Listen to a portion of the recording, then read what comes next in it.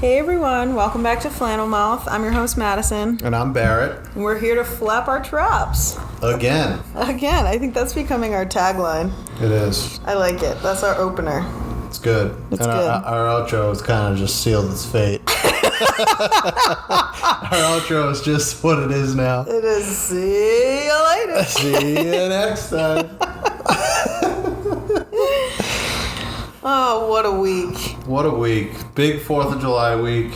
Ooh. If you know anything about us, we're always down the Cape. We're always just sending it as our forefathers would want us to send it. Down the Cape, red, white, and blue. Unreal. Except it wasn't that good of weather this week, but it was really fun having Mason there. I think I was just so excited because when we recorded our episode last time, I was ripping through the stories, just like, next story, rush. Yeah. Because I knew that Mason was there and I just wanted to get up and see him. And then by the time we finished recording, he was taking his nap. And we had to wait. That's okay. That's why we need to get on a more consistent schedule and just, make them like 45 minutes to an hour. We're gonna probably start doing that next week. I mean, this week was just kind of crazy for us, and being around family we don't really see every day, and moving literally my mom's closet from Foxborough to the Cape is always a process. So, and a lot of cleaning up. We hosted a couple cookouts, so it was just always like pack, travel, move, hustle PTM, and bustle. Yeah, a lot of babies. But at one of the cookouts, a lot of babies this year. Yeah. I like that. I love vibe. it. We had the Buckley girls, we had Mason, we had Tim and Emily's daughter, Ava, a lot of babies. Yep. We didn't have the Carmone's babies, sadly, but you usually have them. Yeah. But we found out at one of our cookouts, you know what's so funny? All of Mom and Dad's friends, well, most of them who were there, like, everyone listens to the podcast, and Mom is still like, how do I get the podcast on my phone? She's unreal, dude. They still haven't listened to a single episode, and meanwhile, Ted and Olymp are sitting on the patio at night having wine, like, listening to our podcast, and Mom and Dad can't even figure out how to get one on their phone. Dad's like, yeah, let's do it for a little bit. I'm like, Dad did? No, he didn't. He was like, let's do a little bit of it. I'm like, no I don't way. think you did. I don't think he did. No. Because they would have yelled at us for using curse words because they don't like swears. And I'm waiting for it. That's how I know they didn't listen, because if they did, we would have gotten yelled at for using swear words on the internet. You can't, they don't like that. Bear, I don't like you saying the F word so much. I don't like that. I don't like that language. Yeah, pretty much. Which, respectable. But I know that they would have yelled at us already, so. I agree. They definitely don't listen, but their friends do. Paula Mogan was trying to listen to it on the 4th of July cookout. She's like, let's put it on. I was like, no. I was like, no, I'll get secondary embarrassment. Secondhand embarrassment. I can't do that. I can't listen to myself. After we recorded, I can listen to it with you, but like, I'm not going to be in a room with like my own podcast playing and like, let's listen. No. No. Can't do it. No. It's not the vibe. It's not the vibe. But all my friends listen to it. They love it. Cassie has some reviews. Good. She said she will not tolerate Cousin Greg slander. Cousin Greg slander. She said she's not here for the Cousin Greg slander. Okay. So I haven't slandered him since, which I'll refrain. Well, we have to bring up hot topics. I mean, we're trying to push buttons, yet in a playful and funny way. Yeah, if you're not making people on the internet angry, what are you doing? Yeah, then you don't belong in this space, clearly. If you're not ruffling a couple feathers, then are you even doing your job? Yeah, exactly. So Cousin Greg is still on the table, but Cassie, we will dial it down for you.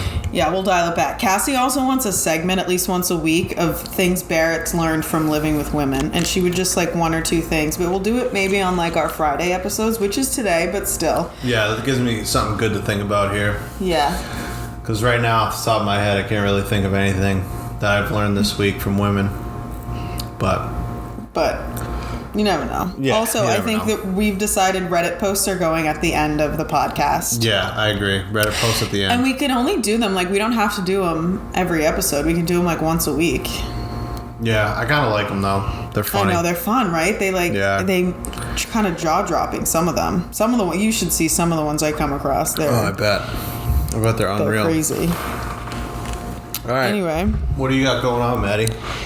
What do you got to flap your trap about? Just vibes, just been thinking a lot. Yeah. All I really want to talk about is Summer House, but we can't do a 60-minute episode of just talking about Summer House. We could. I mean, we could do a 3-hour episode of Summer House. For anyone who has been tuning into Summer House, I am, like I said in episode 1, I binge watch television shows to the point where I don't go to bed until like 3 o'clock in the morning. And I've been watching it since like 9 a.m. that day because I just need to know what happens. And me and Maddie, she goes, oh yeah, Barrett, like tune into Summer House because like this is what I want to talk about on the podcast. So I'm like, okay. And I think you walked in the living room and you're like, what are you watching? I was like, it's that show I was telling you about called Summer House. Yeah. And you haven't stopped watching it since. And now you're ahead of me in the seasons. And now you went ahead and watched it without me. And now we're not even on the same season. So how are we going to recap together? We can recap. I'll remember. You know what I think we should do? What? So this is a big episode because Barrett and I each have our own mics and we figured out how to record on 2 separate mics. So like it's a really big step in our podcast career. Guys, like we have our own mics. We're evolving. We've evolved and it's only episode 4. The sky's the limit. Each episode we are evolving tech-wise and just everything. This is what I think we should do because we want to finish Summer House, we want to do Winter House, and we want to do Southern Charm. Yes. I think we should start a Patreon, which is like a subscription-based thing. It's like OnlyFans, but for podcasters. Okay. And we should do live video recordings of us watching those shows because our reactions, I 1000% agree. I think that would be so, because there's nothing better than like live reactions, and like doing it live, So Patreon's like not the X-rated OnlyFans. Yeah. It's built for more like businesses. And it's mostly podcasters. Right. So you subscribe, and podcasters put up like extra content. And it can be like $1 a month, or $5, or $3 a month. Okay. Maybe, Or we could put it on our YouTube channel so people don't have to pay. Do we have enough fans to... We'll even start an OnlyFans and put it on that.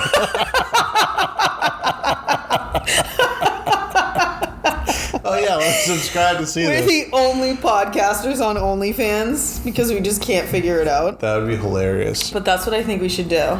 Nice. That would be fun because when we were watching season 4, shocked, and Carl made that thing. It was like, I think I want to have a threesome with Jules and Danielle, and we were like, what? Yeah, what a curveball, dude! I'm like, are you kidding me, dude? The people in this house, we've said it last episode, like they remind us so much of like our friends, and they come from the same area of the world as us, like.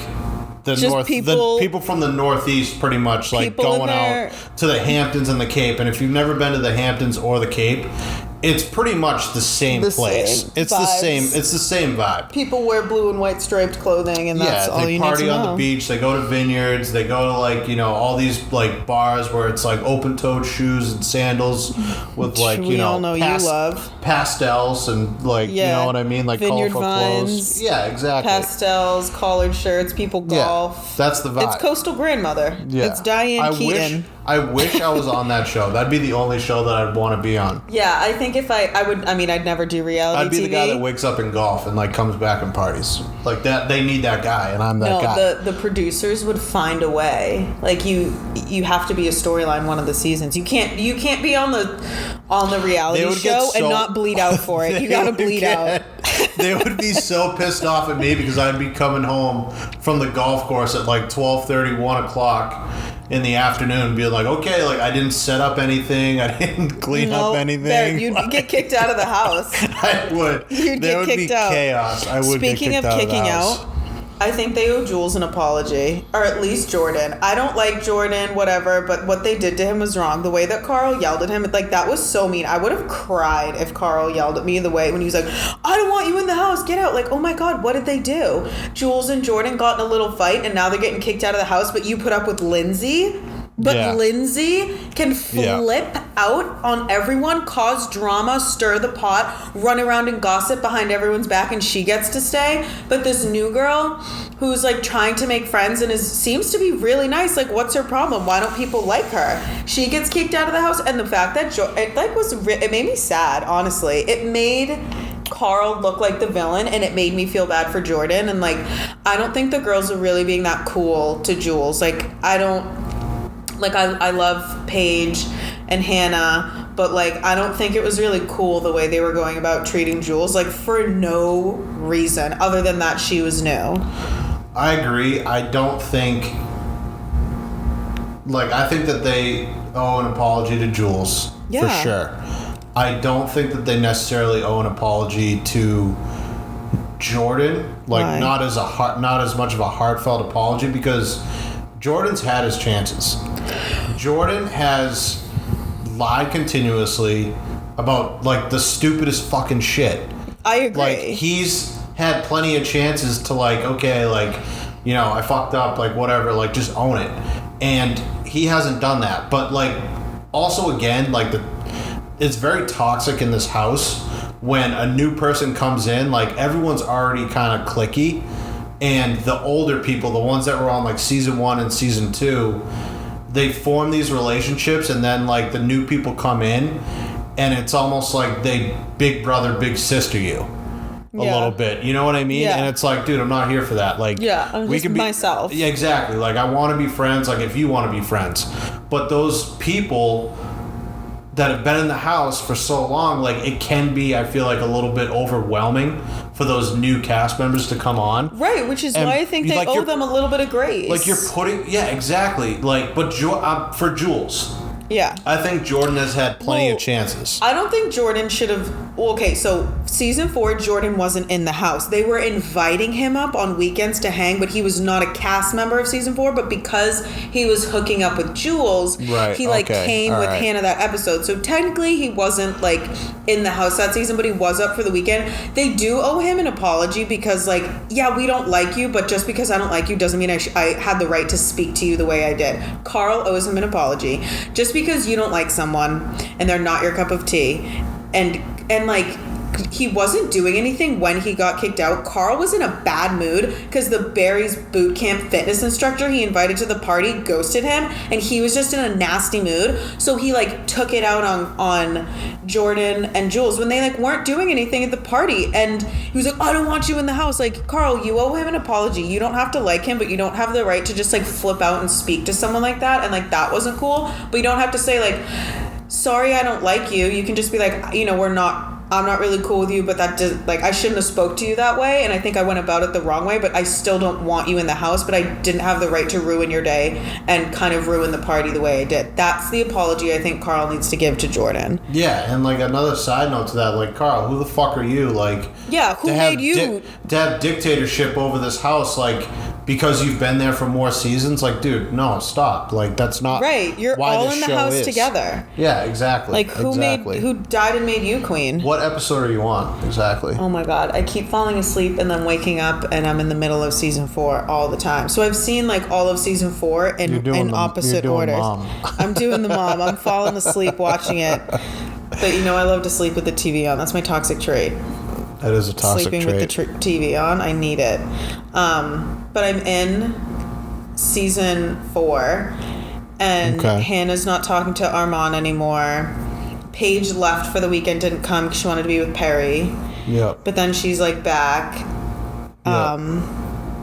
I know that Kyle and Amanda get engaged, which, okay, I saw that episode. Okay. I don't think we watched it together. No.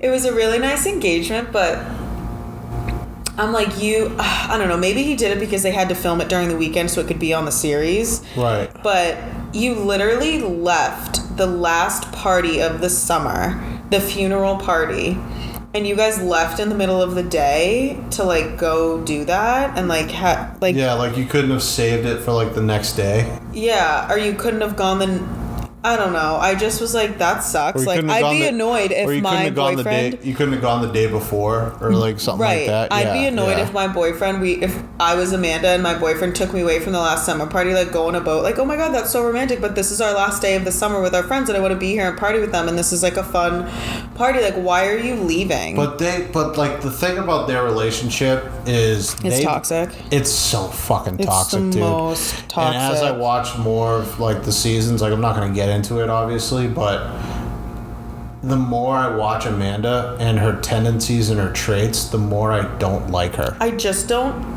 Yeah. I don't like her. She is so. I'm not her biggest fan. I'm not a fan of her, dude. Like, she flips out on Kyle for getting shit-faced because... I saw that episode. I just watched it last night. The one where he goes out to promote Loverboy and his phone was in his pocket and she called him 45 times. Yeah, like, what are you doing? Just send him a text and be like, send him a few texts and, like, I understand, like, calling him a couple times, but, like, you're mothering him so bad. And you do it when he's annihilated. Like, you gotta wait until you gotta pick your battles and the timing that you're gonna do these conversations. Like, she threw shit on the bathroom floor. Like, she called him 45 times. She didn't send him a single text. Like, and he's out there, he's out there promoting his company. Also, it was guys' night. If you don't want him on guys' night, don't be with, like, I don't know what to tell you, Amanda. Exactly. He needs free will. All humans should have free will. And if you don't trust that person, which you don't, because the history of your relationship shows that every time Kyle goes out with the guys and blacks out, he cheats on you. No wonder why this relationship has turned you into this version of yourself that I don't even think you like. Yeah, and like when Amanda's having fun and like drinking, she's probably pretty cool and pretty fun to be around. Fun, yeah. She seems like she's a lot of fun. Like, she did that crazy dance in that dress at the Monte Carlo party. Oh my God, that was so funny. She just dropped it low and just like comes up by herself, like near the hedges and some corner of some in a bush, pool. Yeah, and like, the camera just happened to catch it out of the corner of the frame. Just out of control. But like Kyle, who seems like he's the most fun to be around. And he is such a backbone to that crew. Like, when Kyle's having fun, everyone's having fun. That's such a good point. When Kyle's having fun, I'm fucking having fun. I'm having fun with Kyle. I'm having a fun time. Like, I wish I was at this fucking party hanging out with Kyle. Barrett, let's make it a goal. 1, to get invited to a summer house party at the Hamptons. Yes. 2, I want to get some cast members on the podcast. Put it out in the universe. Who do you want on the podcast? Oh, man. Carl, I want him to answer for his sins. Kyle. Definitely Kyle. Definitely Kyle. I don't know if we want Amanda to come with him because I'm nervous they'll get into a fight. I want Kyle. I want Lindsay. Really? Yeah, I think Lindsay would be She'd be good fun. content. She'd be fun. Paige and Hannah. Obviously, Paige and Hannah are number ones. Episode. So season 4. Oh, so you haven't... This is Hannah's first season? You're on? No, Hannah's first season was season 3. Because Jordan, Hannah, and Paige were all season 3. Right. So season 4 is their second season. Yeah. So you've gotten through season 4. Most of season 4, basically. I mean, I haven't wrapped up, but basically I know her and Luke are doing the back and forth. And then Luke's like, someone was like, oh, when's the last time you slept with someone? He was like, a week and a half ago. And they were all like, what? What are you talking about? Like, what are you talking about? You're trying to, like, date Hannah, and Hannah broke up with Armand. Or didn't break up with him. They weren't dating, but, like, ended things with Armand. Yeah. And was like kind of pursuing Luke and seeing where it would go. And they would hang out in the city throughout the week and then again on the weekend. And like, what do you mean? I think But you won't sleep with Hannah? Not that... But you're sleeping around with other people? What after is going on? After the show, you need to go up and finish season 4. I know. I think that there's been a lot of things that came to light in season 4 like during... What are you hiding from me? What are you keeping from me? This is why you can't go ahead and watch, because look, you're like, there's things that you haven't seen. There's things you don't know about. Like, why'd you do that? Why can't we both be in the dark? I can't. I don't know. Stop watching Summer House without me. I'm too addicted. Pick another show. Hannah... I go, Madison, I'm too addicted. She goes, stop watching Summer House. I'm like, okay, that's fine. Like, I was just going to watch Winter House. She goes, no, you can't watch that either. And I was like, fuck. I was like, all right, what about Southern Charm? She goes, no, I want to watch that No, next. We're going to watch all of the shows together. She goes, watch Vanderpump Rules. I'm like, absolutely not. No. But, yeah, so I think there's a lot of things that have come to light about Hannah that get expressed later on in this season. Can you just tell me? She gets into a lot of fights. She I know that is kind of hypocritical when it comes to dating. Okay, I think I know what you're talking about because I think I did see parts of these episodes where Hannah is always commenting on Kyle and Amanda's relationship and all the other people's relationships, but then when someone asks her a question, she flips out. Yeah. And it's like, that's kind of hypocritical. Like, and the timeline when she was talking to that other guy and Luke at the same time, and then she gave Luke so much shit for like not being exclusive, and Luke had his problems or whatever, and like I'm not counting him out, but like she gave him so much shit for it, where she was also seeing another guy pretty seriously in the city while they were like still talking. So like she can't come around and say that like, oh, me and Luke were exclusive or whatever. Oh, is that what she was saying? Pretty much. And like in the timeline in the reunion, like it gets kind of picked out, and it's like, well, you can't give him shit for being like, oh, like, I don't want to be exclusive with, or I was like seeing Sierra or whatever, like, and then give me a whole bunch of shit because I was seeing another person when you were doing the exact same thing. You know who's even more that's bullshit. You can't do that. Than Luke and Hannah? Who? Carl has finally. Carl really ruffles your feathers. A little too close to the sun. That was a bad season for Carl. I think it's just gonna get worse from here. No, the Carl and Lindsay thing, and then for them to go to a Barry's boot camp and him to ask out the trainer in front of her. Are you kidding me? Have some respect. Yeah, but that was like not cool. Like, ask her out, whatever, right in front of Lindsay, who you clearly know is googly eyes over you. You had this like hookup exchange thing, whatever that moment was. They didn't even make out. It doesn't matter. Don't even say it. They finger banged. Oh, you said it. I hate it. But it doesn't matter. It doesn't matter.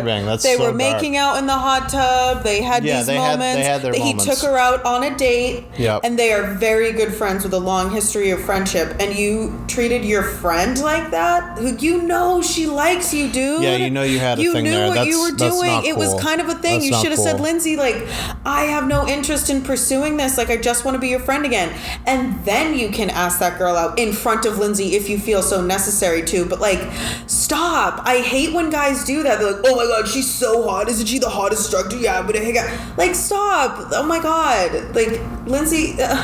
And then later on in the season, Carl gets all in his feelings because that girl blows him off. And he's like, it's just hard to see Lindsay she dates that guy. Steven? Is it? That guy Steven that she dates? Yeah, he's like, it's just like hard. Are you kidding me? You literally ended things with her, invited the Barry's boot camp instructor woman in front of her to the house, and now that she's in this relationship and happy, like, it's too hard for me to watch, but you can hit on other women when you guys were like in the thing? What is that? Yeah, I agree. That's a bad move by Carl. That was so not cool. Also, that wasn't a good season for Carl. I'll be honest with you. That was not. What, have you seen more seasons and they're better seasons for Carl? Yeah, I have. I don't know. I look at the history of. Carl. Good. That wasn't a good summer for Carl. Like, he really fucked up, and like, we both know that Carl and Lindsay end up getting married because they're engaged right now. Yeah, they're engaged right now. We do know that they're engaged right now, and they're going to end up together. It ends up being together, but at the same time, like, yeah, I agree with you. Like, that's not a good move, especially when a girl you've been hooking up with, and I know that they're friends, like really good friends or whatever, and like, they have their past. But if you're ever gonna, like, if you're going to these things together, like Barry's boot camp or whatever, and you find like a good-looking girl and you just stopped hooking up, what was it, like a month or like 2 months? No, they hadn't stopped hooking up. I don't think they had the conversation yet. Oh, that's even worse. That's awful. I think it was after the fact they had to have that conversation. And also, he had been talking to that Instagram instructor. He had been taking her class for a year, and he had been talking to her on Instagram. You could have DM'd her on Instagram after, or her phone number, and continue the conversation. Like, you didn't have to ask right in front of Lindsay. Like, it just wasn't cool, and there's no way around it. Carl was wrong for that. Yeah, it's not like asking for someone's number where you don't have them, or no means of contacting. Yeah, you have means of contacting. Like, it was just like, to do it in front of Lindsay was just like not cool. I agree. At all. Although Lindsay is kind of crazy. She doesn't deserve that. No one deserves that. No matter how crazy you are, like, I can't imagine. Her stomach must have wanted to fall out of her butt. So, all right. So back to the original question. Who would you like to see on our podcast from Summer House that we could chat with? Hannah and Paige. You want Hannah and Paige? And then Kyle. Okay. And you want? I want Kyle, Lindsay, Paige, and that's probably it. I don't really care for Hannah. No. I'm gonna be honest with you. I don't really care. Okay, so we both want Kyle. I wouldn't mind Paige. Luke. I think Luke would be a nice little. Oh, Luke, yeah. Luke would be bad. I mean, I think that he would be a nice little like addition, because although he gets a lot of shit for like some of the things that he does, I don't think those things are necessarily that bad that he does. I feel like the producers and the people in the house, storyline. Yeah, it's for a storyline, and they're trying to give him shit about something. I agree. Like, from the seasons that you've watched so far, those would be the people that I would want to see on our podcast. Wait, what was the episode? Jordan's at the house one of the weekends, and they all go like golfing. Is it mini golfing? Is it guys' night when the? Oh my god! Also, side note: when the girls go in the guys' room and take their clothes and dress up as the guys. Oh yeah, and Paige dresses funny. up as Carl. Yeah. That was funny. And what was she saying? She was like, I don't know, I made out with her last weekend, but I'm going to make out with this girl, and you're hot, and you're hot, and you're hot. And she just is like, it was so funny. That was like one of the funniest things I've seen. But while the girls are dressing up in the guys' clothes in the house, all the guys are mini golfing, and I don't know what was said because I was falling asleep, but Carl and Luke get into like a fight, and it was just the funniest thing I've ever seen. Because was that the one they started like when Kyle almost lost his pants? No. That was so funny. No, that was unreal. That's season 5.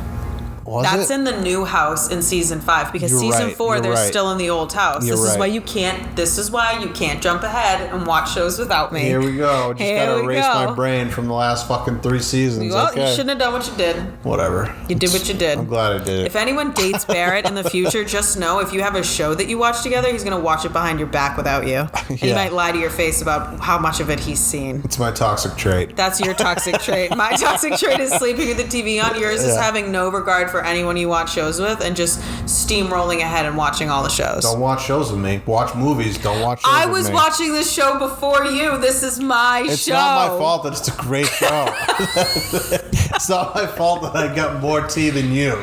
You're just upset you don't have all the tea. No, because I was out doing things the day that you watched it. We were on vacation. I was out with the baby, and like I came back and I was like, you stayed here and watched it all day without me? And you were like, yeah. Pretty much.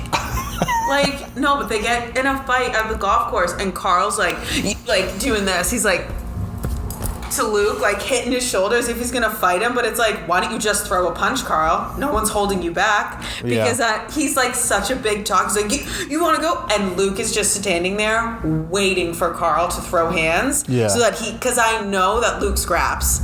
Yeah, Luke I know sneaky scrap. That he's never going to throw the first punch, but I wouldn't fight Luke because he's a hockey player and he will wreck you. Yeah, he'll go to town. And I just know that Carl's like never been in a fight. And the kid's walking around in polo pastels and boat shoes, and you think you're going to take this... It's hard to take someone seriously in short shorts and boat shoes. Yeah, really and you think you're going to take this ice hockey player from, where is he, Milwaukee? Where is he from? Minnesota? Yeah. No, I'm sorry, but no, don't fight him. They're built different up there. They are. I don't care how much taller Carl is than everyone in the cast. Luke would wreck Carl. And just watching Carl try to entice Luke, and Luke's just standing there, not taking the bait. I was like, and then they had to like separate them. Jordan had to take Carl on a walk. Yeah. And Kyle was like, Luke, come over here. Like, come on, you can't pick a fight with my friend. And I don't think he was picking a fight. He just said facts, and Carl got mad. Yeah. Yeah. And I was laughing so hard. I'll rewatch. It was the funniest thing I've ever seen. I'm going to rewatch episodes with you for the live reactions. Because that would be a good idea. Like, the shit that goes on in that house between those cast members. But it's so much better when it's a first time live reaction than when you go back and rewatch it. That's why you got to temper yourself. I can't. You have to. It's like a bowl of ice cream for me. I'm not going to stop. You can't, or else the ice cream's going to melt. You got to eat it before it melts. Summer House isn't going anywhere. Oh my god. But that's what we got to do. We got to try to get invited to a Hampton Summer House party. And send it. And then also, I want the cast members on the podcast. Yeah. Well, we're putting that out in the universe. Anyone who knows them, call us. Yeah. DM us. Flannelmouth Pod. Oh my god. But it's such a good show. It really is. It's so good. What else did you do? It was good seeing Mason and Charlotte and Roberto. Oh my god, that was the best. I miss him so much already. Yeah. I miss him. Yeah. He's such a chunka. He really is. He's the happiest baby. Not only that, I was thinking he's like the happiest soul that inhabits the earth right now. Oh, definitely. Adults, elderly, teens, children, babies. I've never engaged with a soul like the one that is in this baby. That is our nephew. He is just pure joy. He didn't cry once. He didn't cry once. It's unreal. One time. It's unreal. He doesn't cry. He laughs and and screams and giggles, and he's always smiling. Yeah. Always. Even when he's fussy, he smiles through his fusses. Like, he is just... He's literally the best. Yeah. He's the best baby on earth. It's like he's like a trick baby. We're biased, but we're telling the truth. Yeah, we're biased, but also not biased. It's facts. He's a trick baby. He'll trick you into thinking you're gonna have a baby like that, and you're not. And not all babies are like that. He is literally my favorite. Oh my god! Even Chris woke up and was like, "Oh, I miss the baby." And it's like, yeah, we all miss the baby because you could just walk in, kiss him, hug him, hold him, and then pass him to someone else to kiss, hug, and hold. And he never fusses and cries. He doesn't have. He's only he'll be 5 months old on Sunday, but he doesn't have any of like attachments to Charlotte or Roberto. So if he doesn't have stranger danger, is what I'm trying to say. Right. Yeah. I don't know what age stranger danger sets in, but he is just perfect. Like, I'm so obsessed with him. I love him so much. I don't think his feet touched the ground once. He wasn't laying on the floor playing. He just went from hands to hands to hands to hands. Yeah, he's so cute. He naps in his little bed thing. Yeah. But oh my god, the kid has farm strength. Charlotte, he's 5 months old and he was sitting up out of his car seat. Yeah. That's insane. Yeah, he gripped my pinky like pretty hard. I'm like, holy ninja shit. strength. Yeah. If you give him your fingers while he's laying down, you give him each one hand, he will grab onto each one of your fingers and literally pull himself up. It's his little party trick. That's unreal. He is just the best baby on earth, and he's so perfect, and I miss him. And I just had the best time this weekend with all of them. And to see our family through Roberto's eyes is like the funniest thing. When we were at dinner that night and Roberto's just telling us stories. Oh, yeah. And we were laughing so hard. That's pretty good. It was so fun. And then Dad and Roberto went fishing. Bill took them out on the boat. They went fishing. Oh, really? Caught some big black bass, yeah. Nice. That's awesome. Yeah, so they had a lot of fun. That's sweet. So it was good. And then I saw Alex. We hung out with her, Claire, Matt. Yeah, what places down the Cape did you go to? Last night, me and Ken's went to Three Monkeys. I don't eat sushi, but they got sushi. I had the lo mein. We had some drinks. You don't like sushi? No. You don't like spicy? Know this. You don't like spicy tuna roll? No, I don't like the sensation of... But it's tuna. You have tuna all the time. Tuna sandwiches and sashimi spicy tuna rolls are so different. Uncooked meats... is not your vibe. Not my vibe. The sensation of cold uncooked meats is so gross to me. I don't eat shellfish. I like crab cakes and I like clam chowder, but I don't like the clams in the chowder. Okay, that makes sense. I don't like the feeling of it in my mouth. It's not a taste thing. Like when Mr. Mogan cooks mussels, he gives me a bowl of like the broth that everything's cooked in, and I just dip bread in it because I like the taste, but I don't like the feeling of mussels and clams.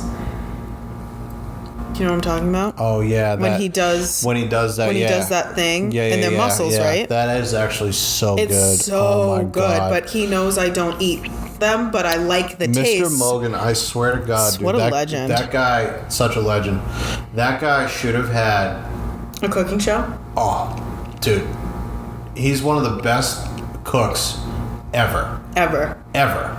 Dude, some of the shit that he made for us when we were younger, like not even when we were younger, like even like past like couple summers. Yeah, no, have been right. Some of the best food I have ever had in my life.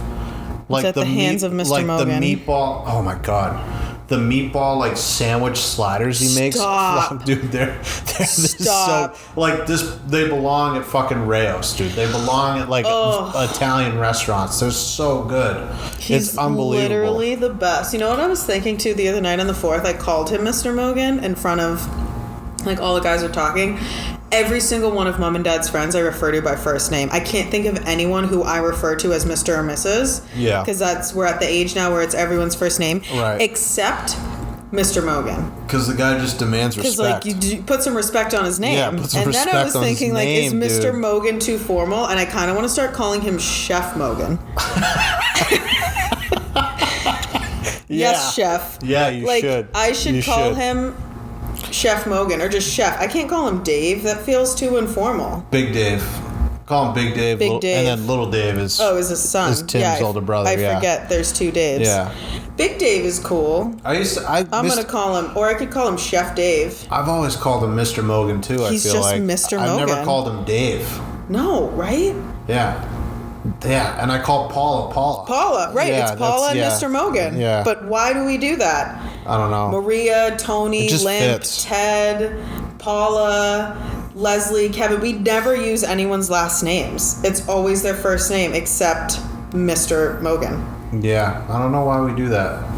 Chef Mogan. Maybe because we have such respect for him. Yeah. Not that we don't respect other people. But like, We just don't want to stop the good food train from coming. yeah, I just always want him to know that I respect him, so he'll make food and cook. Oh, it's so good. It's I know. unbelievable. Did you have the dip he made? The 4th of July cookout we had? We had like a little Mexican dip. Yeah, I had that. That was good. So good. Yeah, he's unbelievable. Unbelievable. So what other... Oh, and I went to the Ocean House with Paula. That's a lot of fun. It was so much fun. Paula, Kenzie, Alex, Mom, me, and Mrs. Price. Oh, Mrs. Price was there? Wow. She was there. That's She came. unreal. I haven't seen her in a minute. She had really cool sunglasses on. She walked in and I was like, slay. I think Love the your last time I sunglasses. saw her was at Tim Mogan's wedding, which was a couple of years ago. Yeah. That was a lot of They were a fun. good time. We had a really good time. We were dancing. Ladies' night came on. They had a live band. And you know, Mom, she has to get up and dance. So we all got up and danced. Even Alex got up and danced. She's not really a dancing girly, but we got up and danced and had some fun. It was a good time. That's awesome. That was a good time. Good for you guys. Yeah. And then yesterday we laid out by the pool. Just had some mudslides. Oh my God. Do you know the beer garden? So killer. The beer garden serves frozen painkillers. Oh, I would have On died. I would have tap. absolutely died. There. Stop it. Oh my God. So good. I had one yesterday. We went to the beer garden while we waited because we put our name in at Three Monkeys. Yeah. They're like, it's a 25-minute wait. It wasn't. It was 10 minutes. And Mackenzie and Alex didn't even finish their drinks. I got a brain freeze and chugged mine. It was so good. When I tell you it was refreshing. That combination of bars right there, that's the fucking Bermuda Triangle of Harwich. It really that is the Harwich Triangle. You start out at Three Monkeys. You start out at Three Monkeys. You get sushi. That's true. Go to the bar, get your dinner. Then you go over to Beer Garden. Drink. There's a nice little brick patio. You go there. Well, what's good about the beer garden is it has the outdoor area, but then that store in the front closed down, and that's a part of the bar now. There's an indoor bar area. Yeah, I know. It was with that surfboard. Yeah, and last year that's what we did. So I met a few of the bartenders there, last year or 2 years ago, and ever since then, my buddy Kevin Lally lives Lally's unreal too. All he drinks are Bud Lights. He could drink.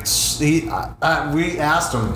We were like, he goes, how many Bud Lights do you think you've drank in your entire life? And he goes, I probably have drank enough Bud Lights to stack up and live in a house of Bud Lights. I'm like, yeah, dude, he loves it. Probably. That's all he drinks. Is that what people... And he calls it a Frosty. So he's what? Like, he goes, yeah, let me get a couple Frosties. Why does he call them Frosties? I don't know. He's one of the funniest kids, though. He went to Fairfield and used to always come up and visit us at Quinnipiac. He's from Hingham. So he knows, Bridgman, Wilbur, all those guys. So he would come up and he would wreak havoc. He would sleep in everyone's beds. Oh my God. He sounds like Magner. He is. Dude, all the Hingham guys are the best fucking kids. And they're all exactly the same in some way. They're all a bunch of Kyles. They are. That's life of the party. If you're with them, you're having fun. If they're having fun, you're having fun. Know what it is? They grew up in a beach town, so they just have that fucking energy. And it's like, you guys are fucking chaos, but it's like the best chaos that you could absolutely ask for. It's awesome.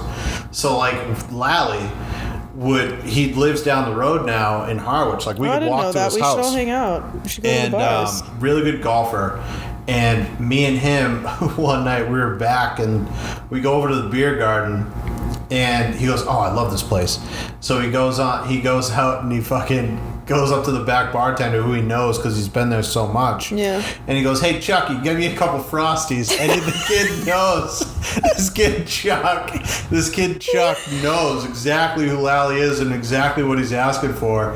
And he gets us fucking 2 Bud Lights and Lally gives him a wink. He goes, "Put it on my tab." Oh my God. What? It was unreal. Is that just a name for cold beers? Can I call Natty's Frosties? Yeah, but I mean, not at the beer garden because they're going to give me Bud Lights. Yeah, you're gonna get a Bud Light. They don't even sell Natty Lights at bars. That's just like... It was so funny, dude. He goes, "Yeah, give me a couple... Hey, Chucky, give me a couple Frosties." And he knew exactly it. It was unreal. That's hysterical. So ever since then, I think of Bud Lights as like Frosties. It's so good. But that's funny. So you start at Three Monkeys. Have your dinner. Sushi, all that stuff. Dumplings. All of it. And... You walk across the street to the beer garden, hang out at the beer garden, pregame a little bit. Send it. They have cornhole games too. Yep, they have cornhole games. That's like your pregame starting to ramp up your night. Like, kind of waiting for the port to kick off. Yeah. And then you go over to the port. Which is next door. Which is right next door. You go in. You don't go in through the front door. You go in through the side door, which is just off of the front. And it's like outside. It's like a wood walkway from the street. And it goes right to this back bar tucked in the back corner on the back wooden patio. And you can do shot skis. They have shot skis there. Yeah. It's so fun. So you go there and you fucking just lay down the law and lock in your spot at this back bar. And you just send 1 or 2 people out at a time to rotate rounds. Well, no, you sit at this back bar and they serve you the entire night. Oh, see, I'm a runner. I go to bars and I like to run around. I know you do, but that's fucking chaos. You need to have like 2 people in the group that are going to lock down the spot at that back bar outside, so everyone knows, like, all right, at least go back to home base. At least like Barrett and Lally will be at this back bar and we know where to find them. Yeah. While we like maybe send out like a girl that we're with or a guy that we're with, be like, "Hey, go put in an order for like a couple appetizers and bring them out to the bar," and have them bring them out to the bar. Yeah. Like that's what they'll do. So you always have a spot at that back bar at the port late at night when the place is jammed. Yeah, the place gets jammed. You can always find someone that you know, and you're not running around that place. And 3, like, just the vibe being outside on the patio, like, that's where all the fun is. Like, inside, there's a lot of, like, older people that like to drink, like, fancy cocktails in that main room, and then you kind of have that like indoor bar like towards the front. Yeah. Like that's more like our age, but it gets hot. It gets steamy. Oh my God, it gets so steamy and hot. So like you go to this patio, it's like nice weather, good vibes, like you always have a spot. The bar, like it's kind of like a well-kept secret at the port. Well, not anymore. We're flapping about it on the podcast. But that doesn't matter. Like I get there early enough to lock in my spot, and it's like, all right, my spot's locked. Let me tell you how I would do it. All right, let's hear it. Minor changes from what you would do. Okay. Put your name in at Three Monkeys because there's always a wait and they won't take a resi. Okay. Walk across the street to the hot stove and have a drink. Hot stove. Yeah, hot stove's already. You forgot about the hot stove. The hot stove is more of like a day thing for me. Oh, I love the hot stove. Go to the hot stove, have a cold one, a nice beer. Yeah, frosty. They're going to call you and let you know your table's ready. Go eat at Three Monkeys. Then I would kind of Uno reverse. I would go to the Port before it got crazy. Pre-game and Kiki there. And then I like to finish it at the beer garden because it's outside and everyone's hammered and we're all playing games. But I guess it doesn't matter because they're both outside vibes and fun. But I've just always ended my night at the beer garden because it's crowded with people and fun, but it's not can of sardines the way that the Port gets. And I feel like people sleep on the beer garden. Like, it's the same booze at both places. People now the beer garden has that inside area where they serve frozen painkillers and, like, daiquiris and pina coladas and margaritas, and they have all the beers and the spiked seltzers. Like, the selection is incredible. They have cool neon lights. Yeah. Like, they have that indoor air. There's more bars, I feel like, to access there. So that's why I would also sometimes skip the Port because it gets too busy and crazy. Like, just go to hold it down at the beer garden. I love the Port. The Port's oyster hour is so good. Yeah, if you eat oysters, I mean. Oh my god, dude! It's like $1 per oyster for an hour. It's like 2 hours? No, it's 3 to 5. Yeah, 2 hours. Give me 60 oysters now. Ugh. Stat. Give me 60 oysters yesterday. We were going to do that on the 4th of July, but we got to the sandbar and just sent it so hard that we missed the oyster hour, even though I don't eat oysters. But the sandbar will do that to you. That was fun. I could have gone way harder than I did, but I was with I went home after we went to the liquor store, got alcohol to go to the Stevens because we all went to the Stevens that night. Yeah. I went back to the house and was like, okay, I'm going to eat because I didn't eat at the sandbar. I didn't eat all day. Yeah. Have a big glass of water. And, like, because Shar has the baby, I was like, I don't want to be drunk in front of my nephew. What is he going to think of his auntie? You know? So I couldn't send it as hard. Like, if Charlotte and the baby and Roberta weren't there, and I'm so happy they were because I would have been a mess. I know you would have been a mess. Because Mackenzie and Chris were pretty lit that night. Yeah. And they just kept drinking. What was the night that you puked? Oh my god, for no reason too. Saturday, we got there Saturday. We had the Buckleys over, and Mackenzie and I were drinking goblets of limoncello and Prosecco. Oh yeah, goblets with the raspberries and the mint leaves. Tell people how to make that. Oh, it's so good. I think it has a literal name, but Mackenzie and I don't know what it is. We drank it at our Tell people how to make that so they can puke too. If you drink it, you should drink it in tiny little champagne flutes. They are not meant for goblets of wine, which I had like booze. 4. It's straight booze. It's all booze. And the ones that I had at Taylor's wedding that Mackenzie and I went to, there was no seltzer in it, but someone was like, it sounds like that drink requires seltzer. I'm like, no, I was drinking straight booze. It's just a big wine glass with ice, and you fill it like maybe a fourth of the way with limoncello, and then literally to the tippy top brim with Prosecco, and you put in a couple raspberries and a mint leaf as a garnish, and I had 4 of them, and I woke up. They taste like Mountain Dew. Oh, they better. They do. They're so good. They do. It tastes like Mountain Dew, and it just fucking annihilates you. So good, but it's straight booze, and I didn't even realize. Like, I didn't think I was drunk. I just maybe the limoncello didn't sit well in my stomach. Yeah, you're like pounding sugar at that point. I know, and Prosecco. It's all. I was so sick. I woke up at 1:30, didn't get back to downstairs till 2, and I was. Ugh. I didn't drink for 2 days. I didn't drink on the Sunday we had our 4th of July cookout. I didn't drink. Remember, I was like, I'm not drinking till 7. And everyone was like, yeah, right. I didn't drink. I didn't have a sip of alcohol until the 4th of July. I drank on Saturday night, and I didn't drink again until Tuesday because I was seriously unwell. Yeah, that really... I was... You can't be drinking that shit violently ill. It was so bad. And then when I woke up, I was puking, and I heard someone in the kitchen, and Mackenzie and Chris were up because Lou fell off the bed onto a suitcase. Poor thing. Oh my god. Poor puppy. And so everyone was up hanging out, and I was like, hey guys, and they were like trying to go back to bed, but I had been awoken by my violent hurling. Yeah. So I was like, what's up? And then Kenzie slept on the couch upstairs, and I was like, well, what if I need to use the bathroom again? I should stay up here. So I did. Thank God Mason and Charlotte and Roberta weren't there. It was a bathroom right next to their bedroom. hurling my brains out.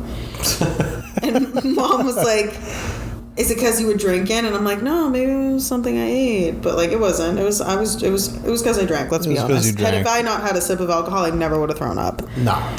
Yeah, I kind of ruined my own weekend, but I didn't. Whatever. I didn't know. Whatever. It was fine. Back at it on the 4th. I was drinking painkillers and mudslides. Yeah, you were back at it. Back at it. Boot and rally. Oh my God. Took me 2 days to rally, but boy did I boot. Yeah, that sounded like hell. It was really not fun. It's whatever. It's whatever. Oh, guess what? You. What? Taylor Swift re-released her version of Speak Now, her album, today. I listened to it on the car ride home from the Cape. Were you excited? Yeah, I was so excited because I know every word to every song. Jesus. And there's like 4 or 6 new songs from the vault that I haven't listened to because they're new, so I don't know all the words. So I didn't want to I'm not ready for it yet. I need to be ready. Yeah. To listen to new music, but that's exciting. I was so excited. So excited. So that's good. Oh my God! Remember the last episode when I told you about the woman who woke up in her coffin? Oh yeah. She passed. She did end up passing. About 8 days later. Alex Benedictus told me that. Oh my God. She had read up on the story. She was still in critical condition, and she lived for about another 8 days, but she's passed since. Wow. Isn't that crazy? That's insane. I was like, oh my God, they left her in there. Fucking triple check this time. Yeah. They probably triple check. All right, seriously. Yeah. She's definitely gone this time. That was scary. That was wild. That's insidious. That's insidious. Yeah. That's scary. That's why that scared me so much. I'm like, I see a coffin rattling. I'm like, the devil is coming. There's no way I'm opening that. But I'm not myself opening that coffin. I'm going to send someone else to do it. Imagine you're alone at night and it's you're closing down the funeral home and everyone's already left and it starts to rattle. What would you do? I'd fucking call the police. I'd call the fire department. And then all the doors lock and you can't get out? No. I still wouldn't open it. If all the door's magically locked and the window's shut, there's no way I'm opening that coffin. That's shaking. That's so scary. There's absolutely no way in hell I would ever open that. Especially if you know that, like I said, the body's been embalmed. I guess they don't do that in Ecuador. Or this particular case, they didn't do that. I thought, I don't know, different country, different rules. Maybe it was, they're just... Fuck no. I wouldn't open that. Never. I'm never gonna open that coffin myself. Spooky. Someone else is gonna do it, because I'm not. I'm like, you want to save her? You do it. I would do it. But I'd get behind it and I'd open it. Okay. So I opened it away from me. So if it jumped out. So you opened it right at me. Don't stand on that side of the coffin when I open it. I would open it, but I would do it the way you just said, so I don't get fucked up. Or open the feet. See if the feet are kicking. I don't like that. No? No. You gotta open it just 1, 2, 3.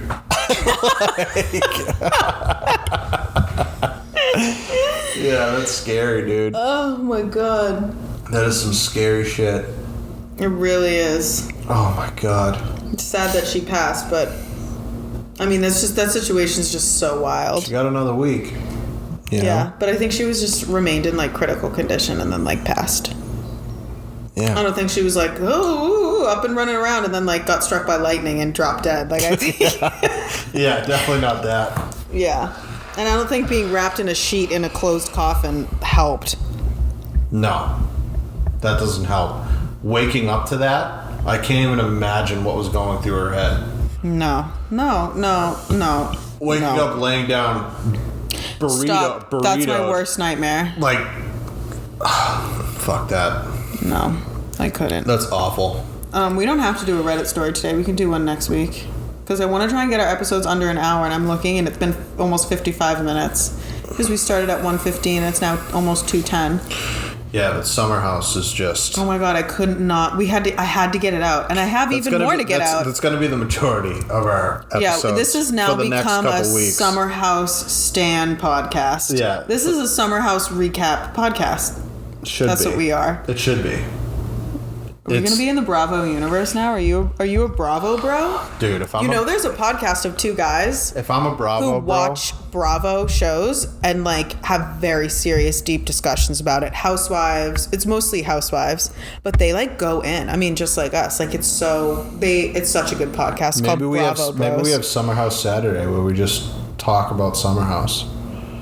Yeah, we could. I think we'll definitely talk about all things. Yeah, well, we're gonna do Summer House, but then eventually we're gonna crush Summer House. We're not gonna have any more Summer House updates. Then what do you want to do? Winter House next? Oh yeah. And then Southern Charm, because there's crossover. Because Southern Charm cast members were in Summer House. You've already met Craig, who's dating Paige now. Yeah. So there's a crossover. I think Paige is in a couple episodes of... She probably is. Of Southern Charm, or maybe he's in... I don't know.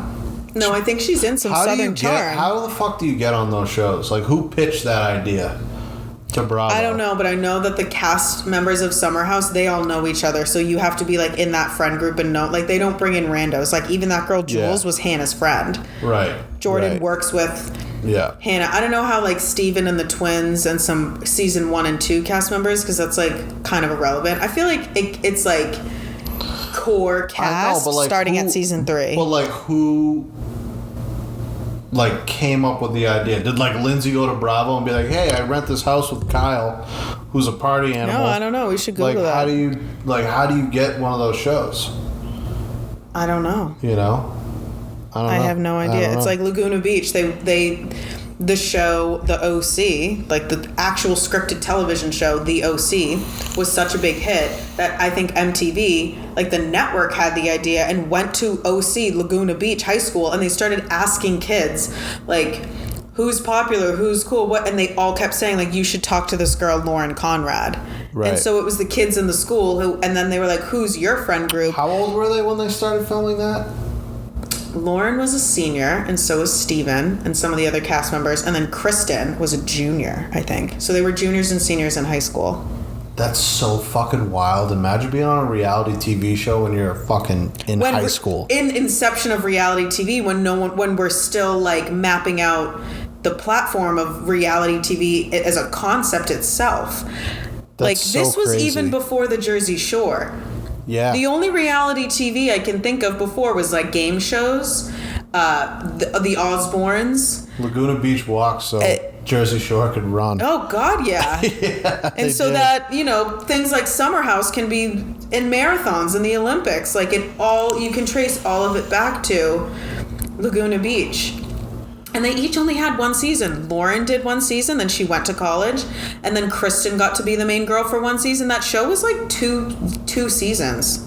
Really? Yeah. It was only 2? There could be more, but it was Lauren, and then it was Kristen. It was like two relevant seasons. Yeah, then I think they did more with like other members, but it never hit the same. Well, they definitely did more, but it was like more like, oh, I'm going to college. I have a job now. Like, it's more like real adult life. Well, then they did The type Hills. Of stuff. The Hills, and they followed Lauren. Right. She went to San Diego at first, hated it, dropped out, then moved to LA, and that's where The Hills were born with Adrena Partridge, and there was another girl, Whitney Port, who now lives in New York, and then that spinned into The City, and they followed Whitney to Manhattan, and she works in like fashion, and it's all just like... That's so crazy. Spencer Pratt and Heidi Montage. Oh my God, I forgot about them. All those names sound all familiar. Those names. Yeah. Even Brody Jenner was on it. I remember that. Crazy. Wow. Reality TV, man. Oh, it's so good. What a gold mine. I go back and watch some of The Hills sometimes, and I'm like, oh my God. As a young girl watching it, I was like, oh my God, they're so just silly and fun and having a good time at prom. Dude. And now I watch it. Those water bottles were filled with alcohol. They were hammered the entire time. They were so drunk at these parties. Dude, Laguna Beach. Can you imagine? Like, the companies Hollister, Abercrombie, American Eagle, Aeropostale. Yep. They owe a big thank you to to Laguna Beach. Yes. Everyone was wearing Hollister. Everyone was wearing Abercrombie. Everyone. The flip phones, the sidekicks, the little Coach purses. Oh my God, a trip down memory lane. I think we should watch. I think you should. I think we should watch it. I think we need to go back and rewatch like old reality TV. Oh my God, we so do. Yeah. Stephen. And Jessica. Dude, Jessica. Unreal. All right, well, it's all about reality TV apparently in our world. Oh, right also, now it is at least. I mean, there's nothing in sports. Like, I wish I had something to talk about in sports, but like, I'm not going to bore you with baseball. You know, golf. We have the British Open coming up. Huge golf guy. Yeah, sounds like it's nothing. Oh, what? I do have something to say. What? Ricky Fowler won.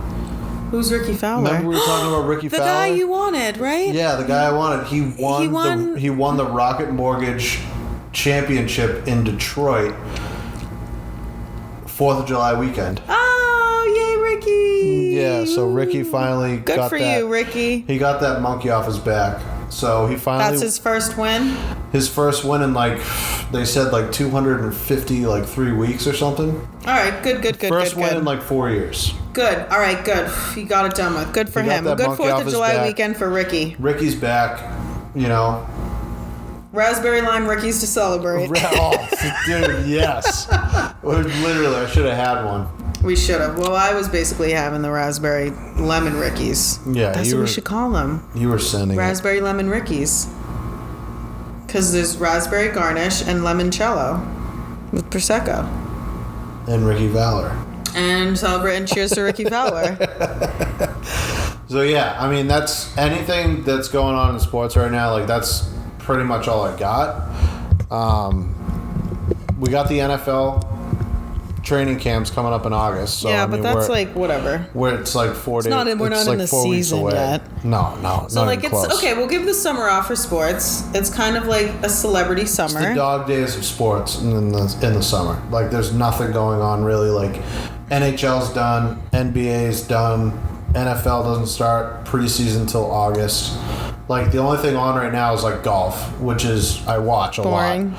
But it's not boring, dude. Stop. It's not boring. It's not like baseball.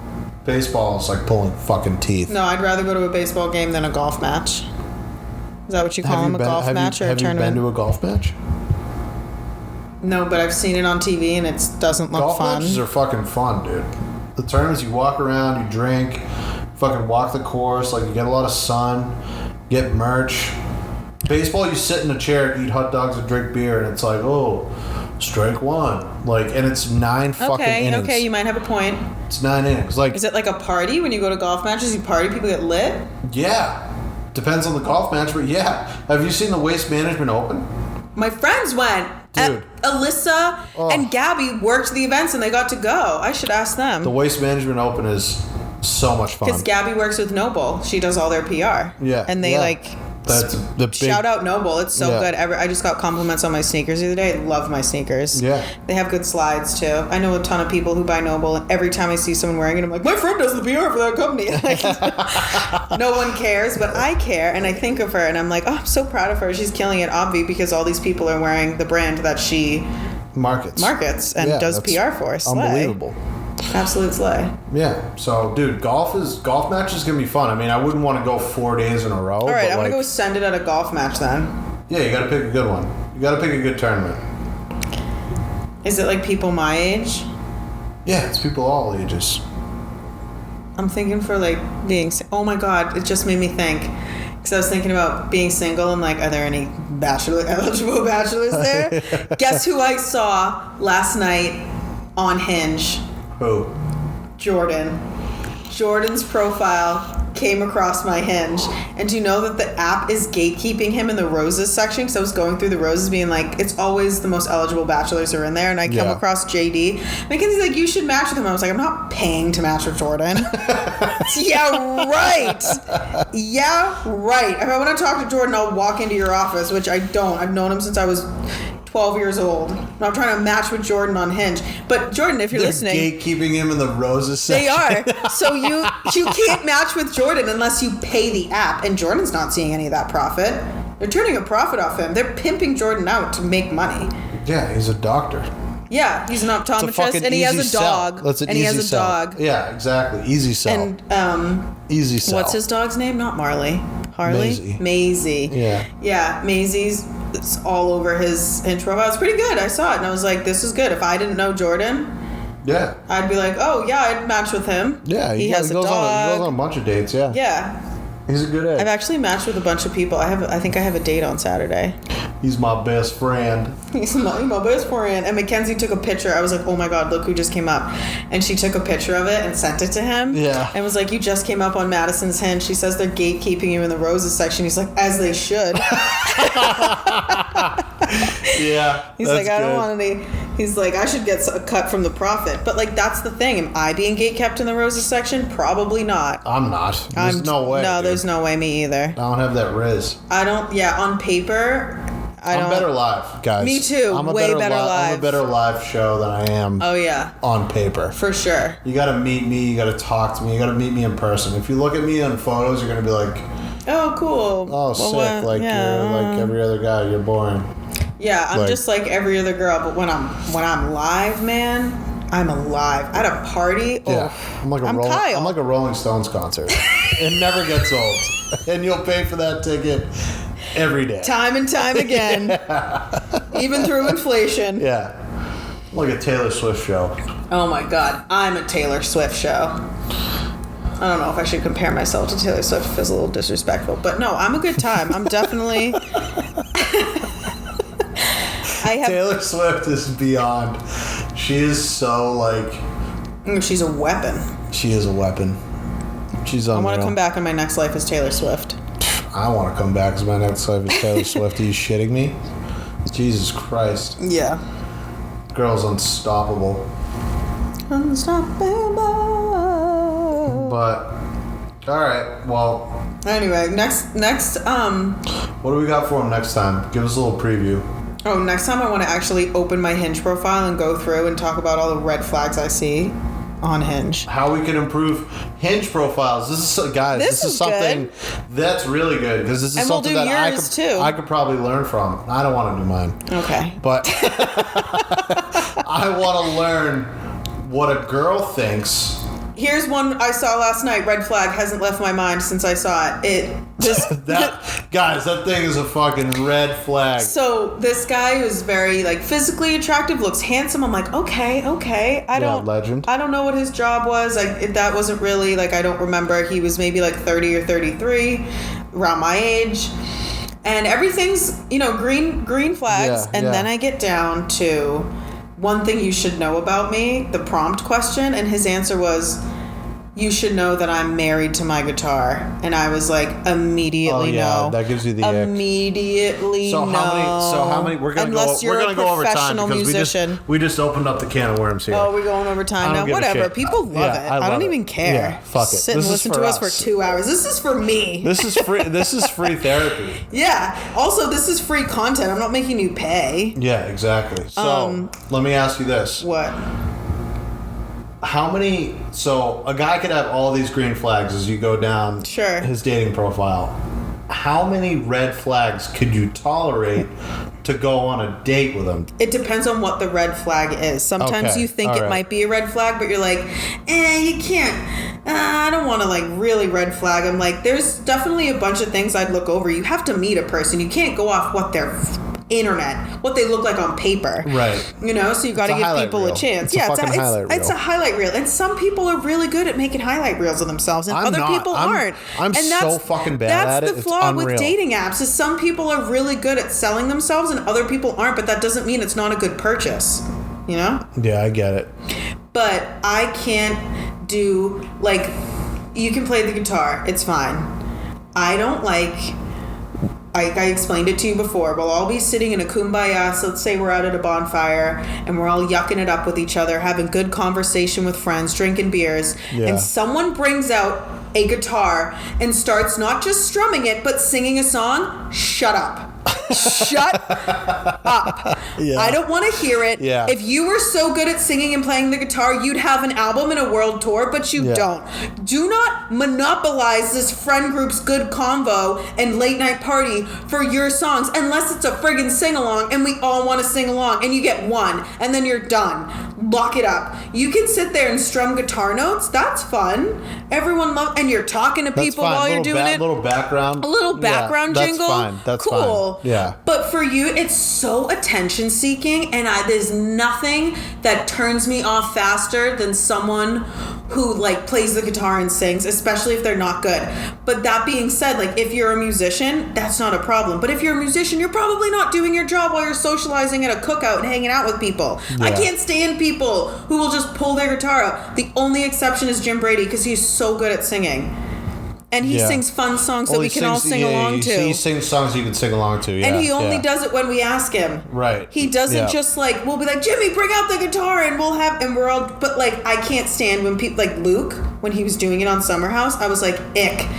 Ick. Yeah, the singing. Ick. You could strum the guitar all day while people have conversations and just do it like casually, and no one would even really notice, and like, you know, whatever. But singing, I agree with you. I wouldn't want that. I'd be like, what are you doing? Like, what are you doing? The fuck? You're playing the guitar and singing, and we're all trying to like have conversation. Not the vibe. It's so attention seeking to me. It's really desperado. Unless it's like Semi-Charmed Kind of Life, or like, she likes me for me, and we're all singing like, not because I look like Mike Tyson, or whatever the line is. I don't know. It's like, that's fun. That's a fun party trick. You get one or two songs, and now you're done. You're done. Yeah. Oh God, I can't stand it when I saw that kid was like, I'm in love with my guitar. Bye. You're not a musician. So what? You're in love with your hobbies, and no. So what are some other red flags that you've come across on a guy's profile page? When they say, it's a very specific wording, but basically it's them covertly trying to say they don't like fat chicks. It'll be like, I need someone, and I don't want to knock it, because there's definitely people who are really into fitness and they want a partner who also is really into fitness, and that's fine. But I think, when they say, I want a girl who cares about fitness, not like is into fitness, I don't know the exact wording of it, but like have to be just as into fitness as I am, loves going to the gym. Like, I don't want to go to the gym with you. That's a personal red flag for me. I love to work out. I don't want to go to the gym with you, really. Maybe there's a guy out there who could be a really great gym buddy and would create like a really open, safe space for me to work out in. Yeah. Haven't met him yet. Haven't ever been to a gym that I felt comfortable at, and I've paid for Equinox memberships, and I just don't like them. It's just not for me. I like to go to workout classes and be in a class. I like bar class. I like Pilates. I do personal training stuff, but like being in a gym, it's like, are people looking at me? Are they judging me? Yeah. Like, and I know that guys go to the gym to like. I think it's a different vibe for when girls go to the gym as opposed to guys going to the gym. Sure. Like, I know people who love going to the gym and have amazing experiences. I just haven't had those experiences. I've been working out since I was like a kid from sports. Like, I'm always in the gym, and like when guys go to the gym, like as a female, I'm sure that you feel a lot more like. Not self-conscious, but I do. Like, that's kind of a good word. I get very nervous. You get nervous because you think people are looking at you, and like you're working out, you're sweating, you're not looking your best. I'm running, I'm jiggling, like everything's moving. I don't wear makeup to the gym because it clogs my pores. I'm like the worst, ugliest version of myself when I go to the gym. My hair is disgust. I smell. But smell. That's true. It's just the least hot version of myself is when I'm at the gym. And I think when guys go to the gym, like, we don't think about that type of stuff. Like, we think about, like, when I go to the gym personally, I think about, like, all right, how do I get, like, I'm so in my own head, and, like, I have my music going, like, I don't give a fuck who looks at me, because guys naturally are just, like, fucking sweaty and gross and fucking. Yeah, you're always we don't really give a fuck. Like, the average guy doesn't really give a fuck, like, if anyone's looking at him. Yeah. But with girls, like I said before, like, you guys get a little bit self-conscious when you're not looking your best and you're out in public and stuff like that, and especially someone who's a makeup artist. I go to the gym. Your whole persona is looking really good all the time, in your best outfits, best shoes, all that stuff. Let me run this by you though.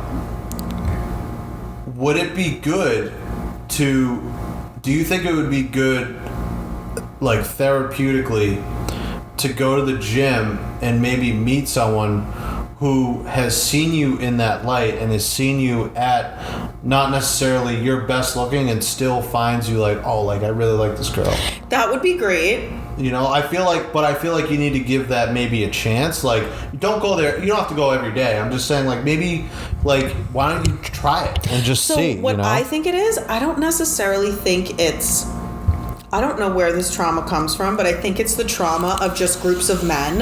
And in my head, and I'm not saying this is true, but here's where my mind goes, them just be like making fun of me. Like, I'm not afraid of some guy hitting on me. I'm worried about men, like, making fun of me.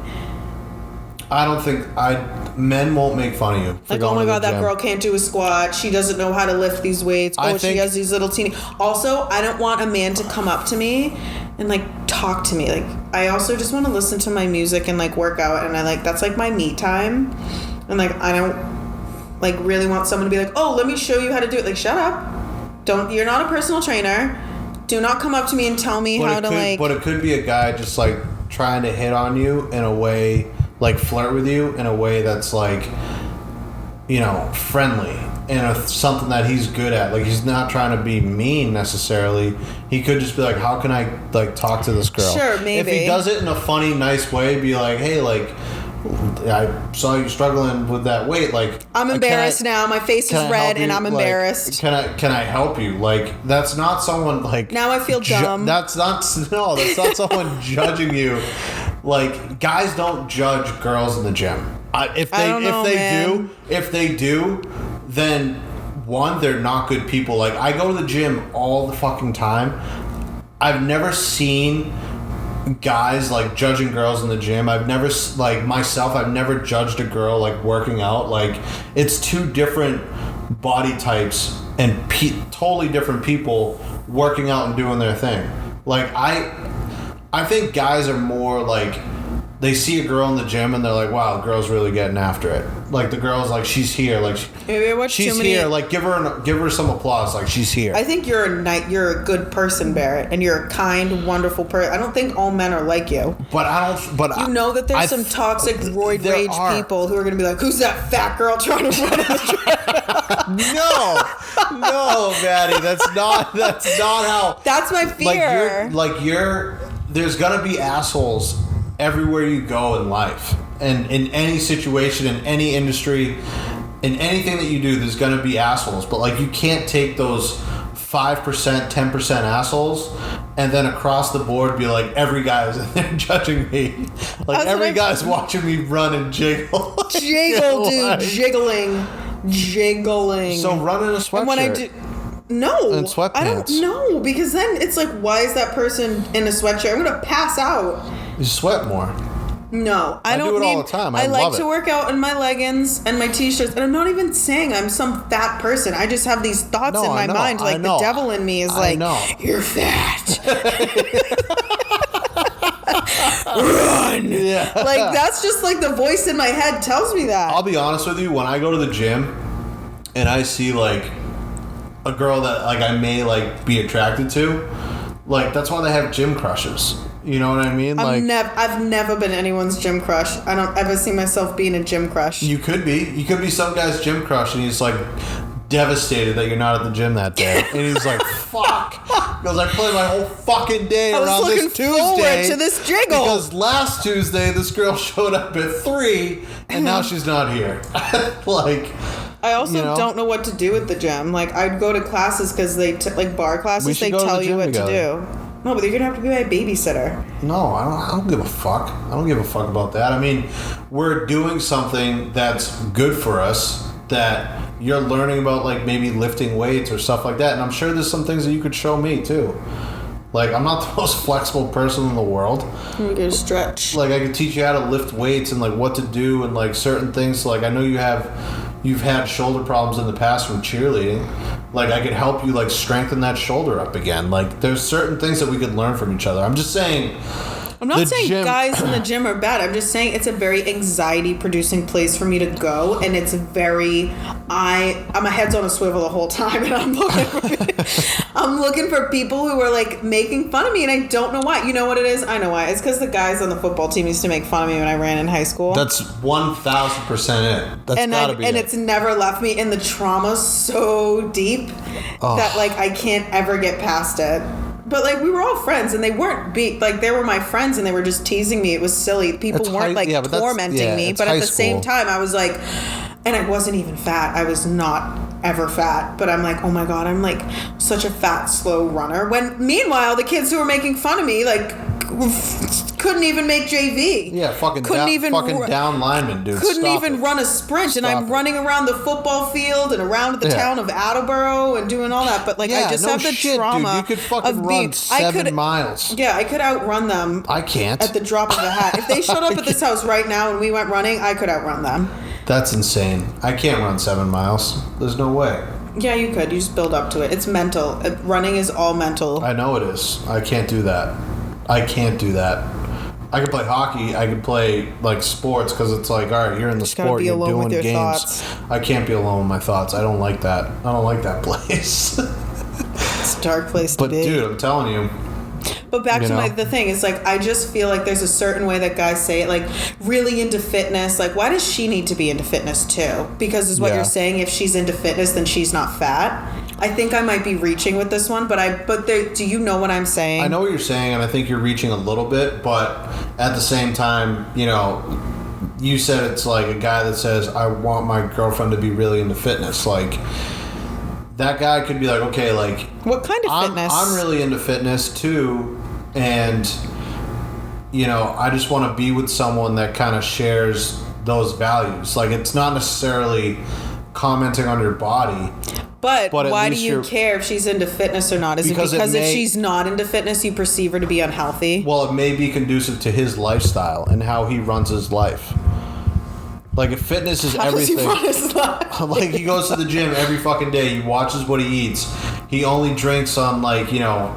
Saturdays. Okay, I think my thing is, like, I just don't want to be with someone like that. Yeah, that could be it. And I mean, don't get me wrong, there's probably an asshole out there that says that exact same thing and is like, I wouldn't want to be with a girl. I want to date a hot girl with a fucking muscle body. You know what I mean? Yeah, like, but when I see guys who are like I'm a distance runner.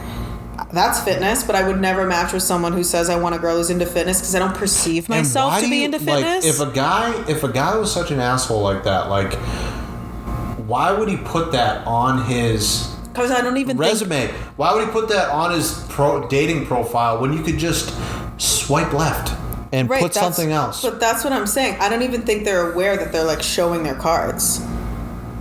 They're just dumb and aloof. Like, if I see a girl I don't like and it's like, all right, that's probably not a girl that I would, like, you know, take on a date, sleep with, whatever. Like, I don't even match with her. I don't have to fucking come out and say it. Like, save that shit for the fucking first date. Right, but my thing is, like, do you have to share every interest you have with the person you're with? Or can you have some interest and they can have some interest and then mutually together you can like some stuff? I see a lot of couples where one partner is really into fitness and the other one not so much, and they make a great pairing. I know couples that are both really into fitness. Gabby and Sully, she's a spin instructor. Like, they love to go on bike rides and, like, they're very just, like, active, like, fitness people. She works for an athletic clothing wear company. Of course, like, that's her brand and that's what she's into. But if one day Sully decided he wasn't as into fitness, that wouldn't change. Yeah, Sully was never into fitness to begin with, Gabby would still love him just the same. Like, I don't think that you having to have every same shared interest. I'm reaching. I get that. No, I'm really going way so deep right now, but this is how deep I get in my mind. And, like, the girlies who get it. And, like... The ones who don't. And the ones who don't. And I'm not saying people who like fitness are fat phobic. I'm just saying there's a certain way certain guys will say it on their profile that I know that what they're saying is, I want a fit girl with abs and, like, you can't have flab. And then there's other people who are into fitness who word it differently, and I've matched with them. Yeah. But I also am like, I'm not going to match with you because I don't perceive myself to be into fitness, so maybe you wouldn't like me. when you find out that I only like distance running and like going on long walks and like that's my... Yeah, maybe if they put like active lifestyle. Sure. Like, I enjoy an active lifestyle. I like to do things. I like to go on hikes. And a lot of guys will say, like, I love yoga, or I love jogging, I like water skiing, I like they list the active things they like to do, not just like a girl who's into fitness. Like, what does that mean? Yeah, like, for what you said before, like the example of Gabby and Sully, like, that's like Pete and Lizzie. Like, Lizzie has her horseback riding, goes to the barn, Pete has his golf. Yeah. And that's perfect. Like, you can have your own thing to do. Yeah. I think with the whole fitness thing, though, like, a lot of people, too, like, especially in the Instagram, social media, like, age, they're looking for, like, not everyone. An Instagrammable relationship. Exactly. They're looking for, like, I want to, like, make TikToks and Instagram posts about, like, going to the gym together. Like, I want a girl that wears, like, cute leggings and cute gym outfits. Like set active fit sets. Like, who wears like sports bras and high-waisted leggings as an outfit. And that's fine if you want that. Slay. But like, don't put it on your dating profile. Like, there's so many other, especially on Hinge. Like, Tinder's just a free-for-all. Like, I don't have Tinder. I don't know Tinder. Tinder's dust. Tinder was good when it was the only dating app around. Yeah. Now it's just like kind of like a fuck creepy, fest. Right? Yeah, it's weird. Yeah, it's creepy. But then there's Bumble, and Bumble is like the female has to make the first move, and that kind of takes the whole like societal norm out of the whole situation. Where I've talked to a lot of girls, like I've gone on dates with, and I'm like, yeah, so like I'm on Hinge, and I was on Tinder like way back in the day when I was living out in LA, and I was on Bumble up until recently because I feel like it wasn't working out, and they were like, yeah, like they all said like I don't like making the first move. Yeah. Like, I think that's the guy. I think the guy should make the first move. And I'm like, I completely agree. Yeah, I get nervous. I really don't like chasing people. I get really nervous to talk to people. Even on Hinge, it's hard. Like, I can't even believe I'm going on a date Saturday with someone. I've never been on a Hinge date. Like, Who's the guy? I don't want to say his name. Don't say his name, but like, is he cool? Does he seem cool? He seems cool, and his profile to me seems like funny. Like, it made me laugh. You gotta hit him with comedy. So I matched with him. I was like, you look hilarious. You look like a wicked good time. You want to know a green flag? What? Green flag is when I see photos of them as like a best man in a wedding, doing a speech at a wedding, being in a groom's party, or a bridal party if it's your sister or your friend or whatever at a wedding, because that to me says you have close friendships. Yeah. And I like that. And I like that there's groups of people who love and respect and value you so much that they want you to make a speech at their wedding. This kid's profile, he was holding a mic and standing next to a bride and groom and doing a speech. So for some reason he was speaking, and I'm like, that's cool. I want to be with someone who is so well loved by their friends, that they have been asked to speak at a wedding. That's solid. Yeah, that's love good. That. I had him. So I have some wedding pictures on mine of like just with my friends. Like do you have some from you at Pete's wedding? Yeah, I have one with me, Larry, and Eric. That's cool. At Pete's wedding. Love seeing a groomsman. That was like one of the best weddings I've ever been to. Yeah. Like, I think it's the best wedding I've ever been to. And it wasn't because it's like, because all these people like, are having these huge weddings, and it's like, all right, that's what you want, huge wedding, that's fine. With Pete's wedding, we were in Norway. It was like 20 people, close people in their lives. We were in fucking Norway, dude. Like, we were in like the mountains, like 6 hours from like Bergen. We were in like Oslo. We were up there, and it was just like, it was like the type of place that only gets dark for like 4 hours a day. That's how fucking far up we were. Wild. And we did so much cool shit. We went fly fishing. Like, we were with our closest friends. It was me, Larry, Eric, and Pete. Me, Larry, and Eric fucking went to Amsterdam after that. Like, and you could tell, like, just in those weddings, like, I think that's why, like, I want a smaller wedding, is from seeing that. Yeah, because the vibes were electric. It was so just like, you felt the love. Like, at some of these bigger weddings that I've gone to, they're a lot of fun. Like, don't get me wrong, they're awesome.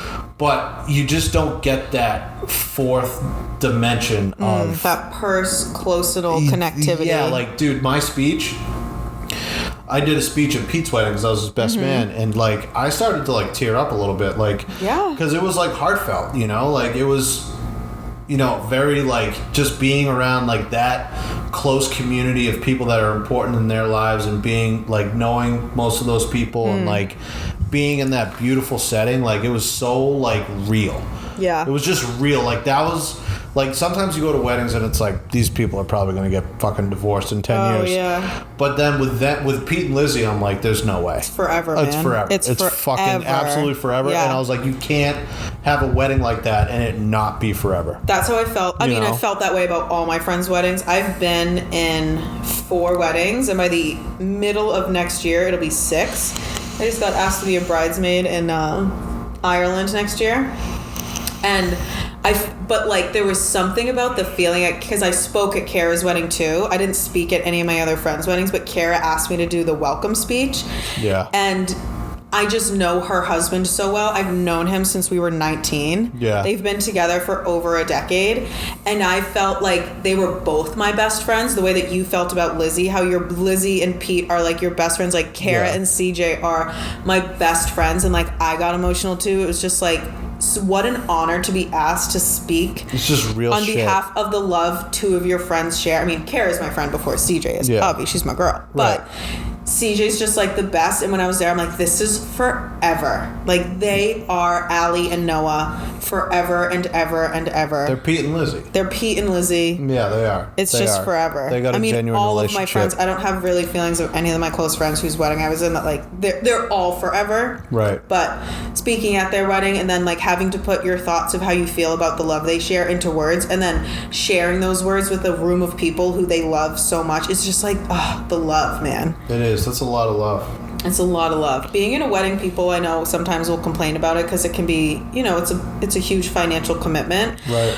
But man, the day of the wedding, it is truly like the greatest honor of my life to have been in my friends' weddings. Monica, Alyssa, great. Cassie, Kara. Like, what an honor. Truly, you chose, of all the loved people in your life, you chose me to like stand next to you when you took your vows and like had your first kiss and became the Mr. and Mrs. Like, what a beautiful thing. Yeah. It's such an honor.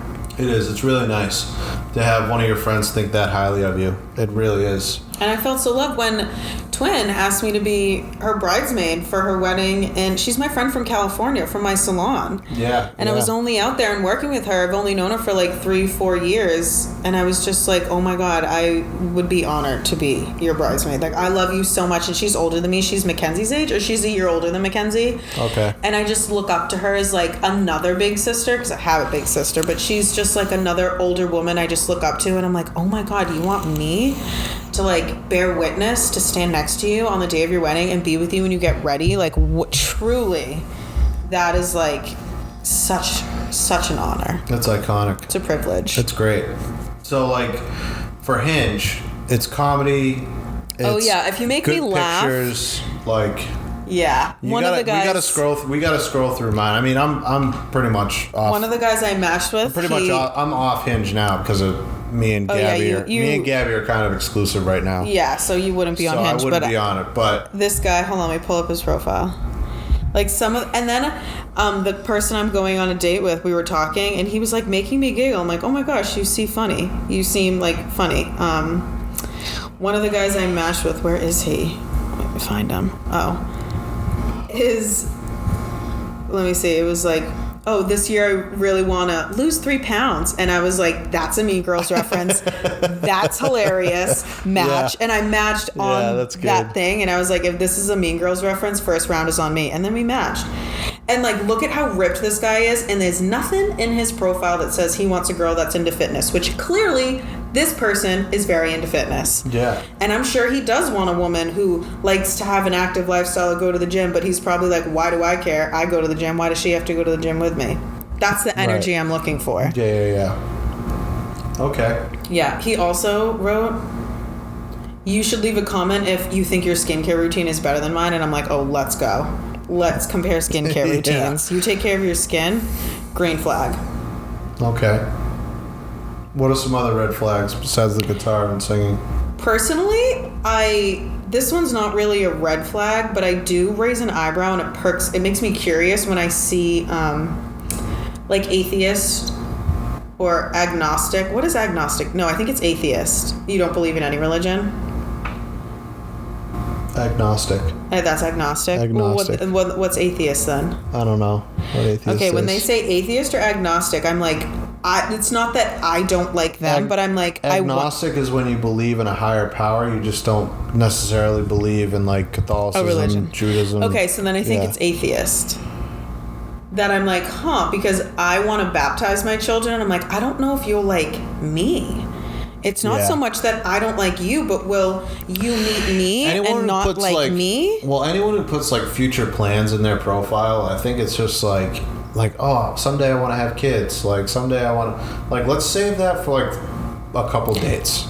I'm okay with that. So this person, the guy I showed you, he says don't have children, but he didn't write like open to having children. Like that doesn't bother me whether they're open or not. We can definitely save that for a later conversation. But that's fine. It's not a red flag when they... I'm not talking about like the stuff that you can just like check off a box. I'm talking about like the actual prompts. Oh, yeah, that's weird. Yeah, like I don't put religion, politics, any of that shit in my profile. So red flag, one of the guys I didn't match with yesterday, he was... nothing about his profile was stuck out to me except when it was like I geek out on, and then people write things they're interested in, and one of them he was like politics, and I was like, ugh, you geek out on politics when you're gonna get in fights and have debates with people about politics? Like that's the last thing I need is someone flapping their trap about politics at a family cookout. Like especially in our family, everyone has political no way everyone has political views, but like I don't want to be with a man who's constantly taking the bait and engaging in it. No, anyone who's that invested in politics, I'm not a good match unless you're a for politician, which you're not. Yeah, unless it's your job, and I don't really give a fuck what your opinion is, because at the end of the day, voting is private for a reason. You don't have to fucking tell your side every single time. That's why they're like, how did you vote? Like, blah, blah, blah. I'm like, I don't need to tell you. And you don't have to argue with someone to convince them that you're right. Yeah, exactly. Like, I like some Democratic stuff. I like some Republican stuff. I'm like, who's the better person at the end of the day? That's who I'm probably going to fucking vote for. Yeah, I don't vote a party. Who's the better person? Who's the better person? Who's not an ego fucking maniac?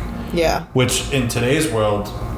you don't find that with politicians, because the job is way too stressful for way little money. Who the fuck would want that unless you're power hungry and you have a massive ego? And those are two massive red flags for me. Yeah. Who the fuck wants that? No one. That's why the kid, when he was like, I geek out on politics, I said, nope. Who wants to be president of the United States for $400,000 a year? Sounds like the worst job in the world. Sounds like hell on earth. Who wants to run 5 fucking Fortune 500 companies for $400,000 a year? No one. Unless you want to have power. Yeah. And you're an egomaniac. Like, no. Take politics out of it. I don't want to talk about it. Doesn't fucking matter to me. Yeah, that's a red flag to me when people write, like, I love talking about politics. No. Never. We're not going to go there. Yeah. You can like it, but why is it such a core fundamental thing about you? It's on your dating profile. That's where, like, because when you make the dating profile... you're trying to, it's a highlight reel, right? So the highlight of who you are is that you talk about politics, and people don't talk about politics. They fight about politics. Yeah, they don't debate. Because if you agree with someone, why are you even talking? You both agree, so that I guess the conversation's over. When people talk about politics, I'm on my phone. I check out. Even if I agree with them or disagree with them, it's just the energy around it is not giggly. Get up and walk out of the room sometimes. It's never giggles. I've walked out of the room sometimes and like...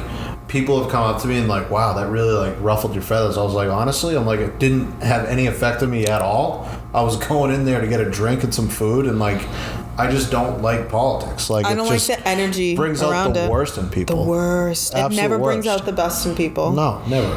No. Never. Green flag though is if there's dogs on their page, that'll get me. I always will be like, is this your puppy? Yeah. Is this your dog? Who's this handsome little man? Always. If you have a dog, that's just like another green flag. So like if I was unsure, but then saw a puppy, I have a picture with me and Poppy, and everyone thinks they're like, is that little French of yours? I'm like, no, I probably should put a picture of Lou, because he actually is our dog. He's basically our dog, and like if I seriously dated anyone, they would meet him. But it's so funny. Yeah. All right. Well, we went over a little overboard right, there. yeah, we're gonna way overboard. We did. We're gonna come back. We're gonna come back to Hinge, dating. Green flags and red flags. And red flags. Madison's gonna get some. I'm gonna get some. I'm gonna start screenshotting them because when you X them out, I don't have Hinge anymore though. That's okay. We'll use mine. Okay, but I gotta get some girl red flags too. Girls don't have red flags. Stop it! You know what? As soon as I asked that, I knew that was coming out of your mouth. No, I had to say it just to be on brand, just to fucking rile to rile you up. I just love riling. But I'll ask some of my friends about their red flags. I gotta know. Am I a red flag? We're gonna go through your profile and we're gonna find out. We should go through my profile. I mean, we're so over. We're so over. I guess we gotta do it. We're not doing it right now. All right. We gotta record more episodes. We'll save it for tomorrow when we record. Okay. Well, you're gone tomorrow. You're golfing in the Cape all day, and then I have my wedding. I have my date tomorrow night. We're going out to get drinks at like 7 or 8 at night after my wedding because I'm working the wedding tomorrow in Maine. What about Sunday? We have Jack's birthday party. We can do an episode. Yeah, we can do it before. Are you going to be coming back home before? Yeah, so I'm going to Maine tomorrow morning. Yep. Coming home in the afternoon. Yep. And then I have a date. I'm getting drinks. Okay. With this person. Okay. And then I'm coming home to sleep in my bed at Foxborough. And then we're going to wake up Sunday and everyone's coming home and we're going to the Mannings for Jack's birthday. Did you text Jack on his birthday? It was yesterday. Oh, shit. Ooh, bad cousin. I am a bad cousin. So we're going over to celebrate his birthday. And we'll see Mason. We'll get our Mason fix. I'll say happy birthday to him on Sunday when I see him. Yeah. Yeah, he probably doesn't care. But that's what we're doing on Sunday. We're having a cookout at the Mannings to celebrate Jack's birthday. Okay. But we can record an episode before. I'm golfing with who? Uncle John and Dad on Sunday before the cookout. Oh. We'll do it Sunday night. We're going to be hammered. No, we're not going to send it. No, we're going to send it. It's Jack's birthday. Yeah, we're going to send it. We're going to send it. Maybe I'll make the limoncello Prosecco drinks. Oh, my God. Jesus Christ. Yeah, we will. We'll make that. Definitely. Painkillers. Know what they love? What? Amaretto sours. Ryan loves those. Ryan loves amaretto sours. What is that? I'm like, guy, you walk around fucking parties with a fucking bottle of amaretto? He goes, yeah, it's unbelievable. I'm like, dude. What? I'm like, that's such an aggressive play. I love it. Amaretto's like a liqueur. It's not even liquor. Yeah, I know, but it's like, he was like, it's good for like, picking up girls and stuff. Amaretto sours? What does that even taste like? It tastes pretty... sour cherry? It tastes really fucking good. I'm not going to lie to you. I had one and I was like, this is so good. All right. All right, I'm going to try it. It's like the limoncello Prosecco drink. You don't think it's going to be good? You're like, what's that? And then you have it and you're like, this is so good. Dude, it's unbelievable. He goes, it's good. It's good for like getting drinks for girls at parties. I'm like, that's actually a really fucking good play. Love that for because usually it's just like vodka soda, but then you with mix in a little amaretto sour. I'm like, kid's fucking smarty. Yeah, he sends it. Yeah, oh yeah, he does.